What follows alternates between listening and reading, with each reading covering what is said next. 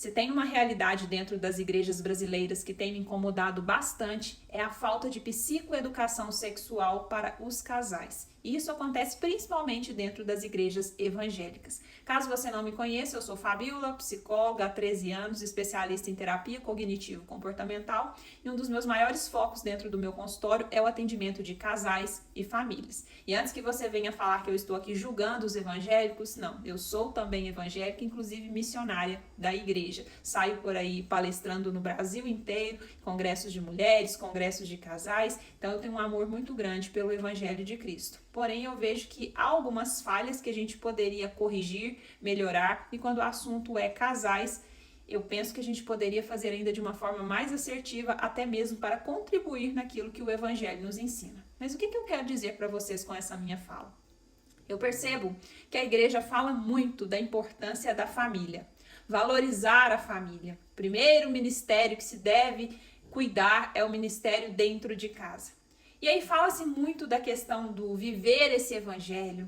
As pessoas focam demais em estar pregando a palavra, só que elas esquecem de viver essa palavra. E quando o assunto é relacionamento de casal, isso não é diferente. Eu vejo um despreparo muito grande, principalmente das mulheres, quando elas chegam dentro do casamento, principalmente mulheres que foram criadas dentro da igreja, pouco se fala sobre educação sexual.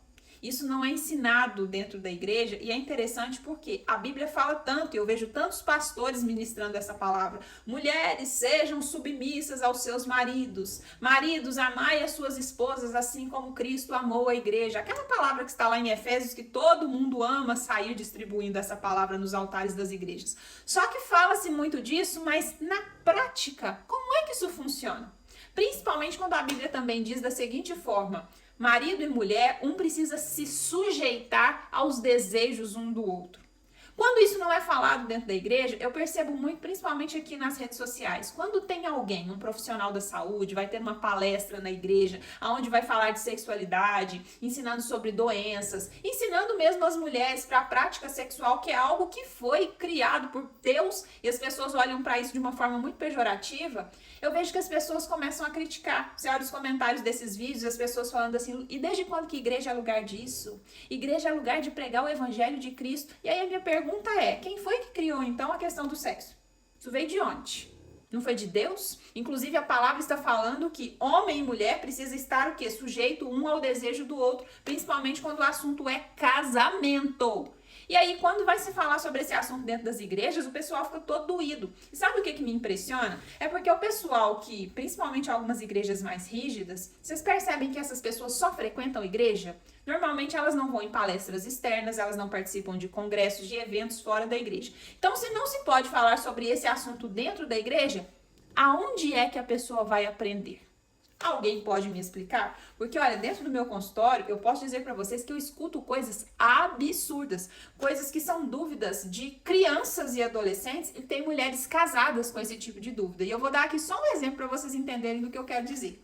Eu me lembro de certa vez, eu fui atender uma jovem casada de 24 anos de idade, que ela estava apavorada porque ela não estava pretendendo arrumar um filho, por enquanto, né, nesse casamento que era recente. E o que era o medo dela? O marido havia, né, no momento do ato do casal ali da intimidade, ele havia, eu não vou poder falar essa palavra aqui, mas eu vou tentar fazer de uma forma que vocês entendam. Ele havia colocado, né, o líquido dele pra fora, né, na boca dela. E sabe qual que era o medo dela? Porque ela havia engolido aquele líquido e ela estava com medo de estar grávida.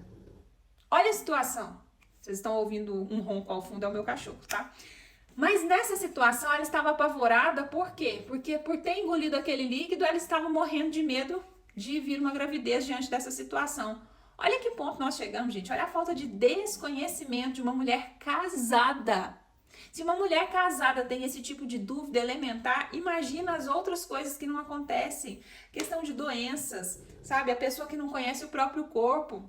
Eu vejo que a igreja fala muito só da questão de demônio, tudo é espiritual, fica espiritualizando coisa que não é para espiritualizar. Como, por exemplo, às vezes um homem que está com um problema, né, de eu não vou poder falar os nomes aqui para o vídeo não ser barrado, mas um homem que está com problema, e aí começa a falar que tudo é demônio. E às vezes esse cara está com uma pré-diabetes, com diabetes, precisa de rever a questão hormonal, e aí fica a igreja inteira fazendo jejum, oração, quando muitas vezes o cara precisa cuidar da saúde, da alimentação, e a igreja não desperta o povo para isso, sabe? A palavra fala sobre isso também: conhecereis a verdade vos libertará. Só que o povo não quer conhecimento, né? O povo perece. Meu povo perece por falta de conhecimento. E a mesma coisa acontece com as mulheres também. Vejo muitas se queixando: eu sinto falta de libido, falta de desejo e tal. E aí vai para oração, vai para o jejum, levando tudo para o lado espiritual. E às vezes a mulher está doente.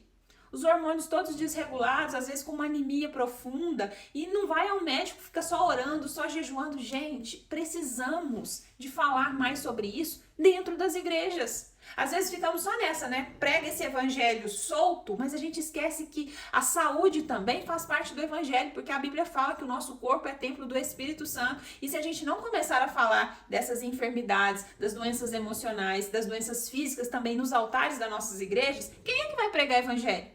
Uma vez que hoje os líderes espirituais estão todos sofrendo de ansiedade, depressão, as igrejas, repara principalmente o público evangélico, eu vejo isso muito dentro das igrejas, o pessoal tudo obeso. O pessoal fica preocupado às vezes com o pecado dos outros de fora, com bebida, com vícios, mas dentro da igreja a glutonaria corre solta. O que é a glutonaria, né? A comilança demais. As pessoas acham, normalizando a obesidade. Então, aqui com esse vídeo, não sei se eu estou conseguindo repassar para vocês, né, o raciocínio, mas eu queria dizer para vocês da importância da gente desconstruir esses tabus. Não é só ficar lá na frente demonizando tudo, só colocando culpa de tudo em demônio. A gente precisa falar de coisas básicas. Coisas básicas. Tem casais que não saem de dentro da igreja. Está na igreja de segunda a segunda, em todos os cultos, em todos os estudos, em todos os congressos, mas dentro de casa, quando está o casal ali, não tem intimidade, não tem troca. Por quê? Porque esse é um assunto que não é falado, que não é cuidado, e eu vejo isso demais no meu consultório. Mulheres, principalmente esposas de pastores, com essa queixa: nossa, meu marido, Fabíola, quando ele sobe no altar, ele prega que é uma beleza. A igreja estremece, mas dentro de casa, como marido, deixa muito a desejar. Como pai, deixa totalmente a desejar. Então eu acho que a gente precisa sair dessa bolha, porque esse evangelho que muitas vezes tem sido pregado é um evangelho meio distorcido. A gente às vezes quer demonizar demais as coisas e às vezes coloca culpa em demônio, e às vezes o demônio é a gente mesmo, que não sabe abrir os olhos espirituais para enxergar algumas verdades que estão ali, ó, debaixo dos nossos olhos.